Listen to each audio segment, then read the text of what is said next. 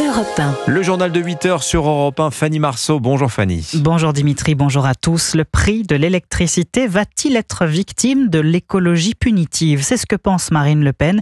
Elle était hier l'invitée d'Europe 1 et CNews. La députée RN du Pas-de-Calais tire la sonnette d'alarme. Je note une chose, c'est qu'il y a une programmation pluriannuelle de l'énergie qui devrait être présentée aux représentants du peuple, qui devrait être votée à l'Assemblée nationale et qu'ils cherchent en réalité à signer par l'intermédiaire d'un décret et qui nous engage pour les 10 prochaines années et qui va coûter, madame, écoutez-moi bien, 100 milliards aux Français. 100 milliards pour financer l'énergie intermittente dont nous savons pertinemment qu'elle n'est pas la solution à nos problèmes.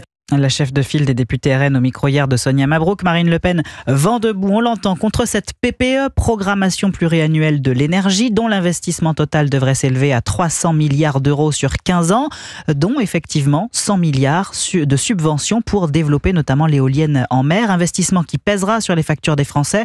Arthur Delaborde, le RN, n'exclut pas de censurer le gouvernement s'il ne revoit pas sa copie.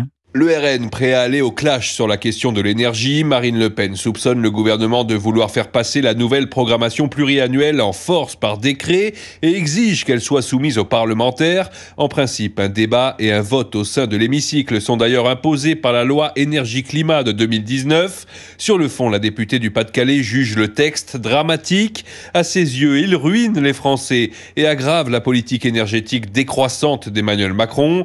Dans son collimateur notamment, le coût abyssal de la révolution verte promise par le projet de programmation pluriannuelle. Marine Le Pen dénonce par exemple les 37 milliards d'euros engagés uniquement pour accorder les éoliennes en mer au réseau électrique. Pas acceptable à ses yeux, qui plus est dans un contexte de tension pour les finances publiques. Plus largement, la chef de file du RN parle d'un combat essentiel à mener contre le texte. Peut-elle aller jusqu'à déposer une motion de censure susceptible de faire tomber le gouvernement ? Ce scénario n'est pas écarté, estime un stratège du RN. Arthur Delaborde du service politique d'Europe 1. La dette publique française à nouveau passée à la loupe ce soir. L'agence de notation Fitch va rendre publique sa note sur l'état de notre dette souveraine. En octobre dernier, elle avait placé sa note sous perspective négative, ce qui signifie qu'elle envisageait de baisser le AA- français à un A+, plus encore dans le contexte actuel incertain. D'autant plus compte tenu des joutes commerciales qui opposent la France et les États-Unis. Dernier épisode en date, la menace ubuesque de Donald Trump qui envisage de taxer à 200% des spiritueux européens, notamment les vins et champagnes français. Inquiétude des vignerons, l'Union européenne prête à calmer le jeu, appelle à négocier. La France en revanche montre les muscles. On ne peut pas se laisser terrasser, a déclaré hier François Bayrou. Mais en Ukraine, un nouveau pas peut être franchi vers la paix hier. Après 2 jours de suspense, Vladimir Poutine s'est montré plutôt favorable à la proposition de trêve d'1 mois soumise par les États-Unis. Le maître du Kremlin a cependant posé des conditions appelant à discuter des causes profondes du conflit et s'inquiétant que l'Ukraine profite d'un cessez-le-feu pour se réarmer. Bonjour Caroline Baudry. Bonjour Fanny, bonjour à tous. Vladimir Poutine a également dit hier qu'il souhaitait s'entretenir avec Donald Trump. La balle est donc cette fois dans le camp américain, Caroline. Oui, et Donald Trump veut aller vite. Réaction au propos de son homologue russe qui l'avertit. Le rejet d'un cessez-le-feu par la Russie, dit-il, serait très décevant pour tout le monde. Il a fait une déclaration très prometteuse, mais elle n'était pas complète. Et oui, j'aimerais beaucoup le rencontrer ou lui parler. Mais nous devons en finir rapidement. Vous savez, tous les jours des gens meurent. Lors de cette conférence de presse, le président américain a affirmé que de nombreux détails de l'accord avaient déjà été discutés entre la Russie et l'Ukraine. La question de son appartenance dans l'OTAN notamment et celle des terres qu'elle conserverait ou céderait à l'ennemi. J'aimerais rencontrer Vladimir Poutine ou parler avec lui, a poursuivi Donald Trump.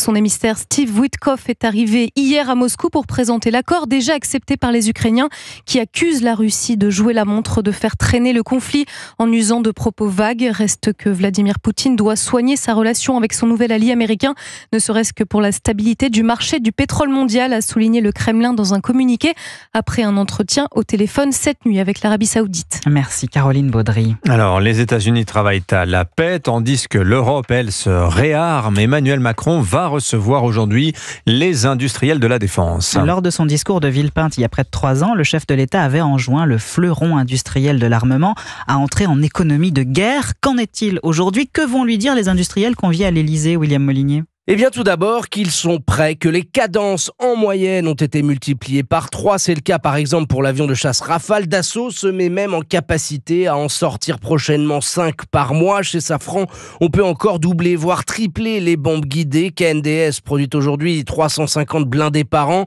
contre à peine une centaine en 2020. Il prévoit à terme d'en construire 450 chaque année. Mais l'industrie de défense est aujourd'hui saturée, rapporte un industriel. Les sous-traitants peinent à suivre la cadence car les banques ne jouent pas toujours le jeu, poursuit-il. Pour ouvrir de nouvelles lignes de production, les industriels attendent des commandes fermes et non plus des intentions de commande. En fait, la bascule serait de passer d'une logique de flux à une logique de stock, mais cela nécessite un engagement financier supplémentaire de l'État, bien au-delà des 50 milliards d'euros consacrés chaque année à la défense française. William Molinier, spécialiste défense d'Europe 1. Dans l'actualité également, ce matin, la menace terroriste islamiste, toujours très forte. Un projet d'attentat vient d'être déjoué à Vesoul, en Haute-Saône. Un adolescent de 17 ans a été présenté hier soir à un juge d'instruction antiterroriste qui a requis son placement en détention provisoire.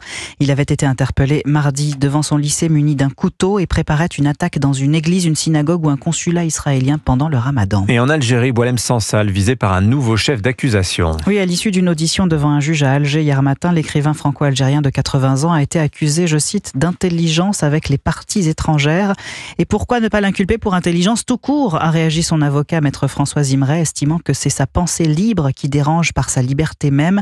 Arrêté le 16 novembre dernier, atteint d'un cancer, de nombreuses voix s'élèvent pour réclamer la libération de Boualem Sansal. Vous écoutez Europe 1 matin, il est 8h08. Et puis c'est un événement pour tous les catholiques après la renaissance de Notre-Dame de Paris. La basilique de Saint-Denis, au nord de la capitale, s'apprête à retrouver sa flèche. Voilà plus de 100 ans que cet édifice bâti au XIIe siècle est privé de sa flèche. Aujourd'hui, la première pierre va être posée en grande pompe. Reportage Antoine Bienvaux. Oui, véritable joyau d'architecture bâti aux prémices de l'art gothique, la basilique de Saint-Denis est privée de sa flèche depuis plus de 180 ans. Car en 1837, la flèche a été frappée par la foudre et a dû être entièrement démontée quelques années plus tard. Après plus d'un siècle d'attente, elle va enfin être reconstruite à l'identique. Julien de Saint-Georges, directeur général de l'association Suivez la Flèche, en charge du projet. C'est une flèche en pierre, conforme à la flèche d'origine, avec une pierre en calcaire, comme elle l'était au XIIe siècle. Si tout va bien, la nouvelle flèche devrait trôner dans le ciel de Saint-Denis d'ici 2029. Un chantier de 4 ans qui mobilise tous les corps de métier. On aura au total une centaine d'artisans. D'abord des tailleurs de pierre, des ferronniers, des couvreurs, mais on trouvera également des menuisiers, puisqu'il y a un peu de bois dans la flèche. Je pense par exemple aux abassons. Donc c'est un petit peuple d'artisans qui va grouiller autour de la basilique pour les prochaines années. Les compagnons seront à l'œuvre dès ce matin pour la pose de la première pierre sous les yeux de la ministre de la Culture, Rachida Dati. Antoine Bienvaux. Merci Fanny Marceau, c'était votre journal à suivre sur Europe 1.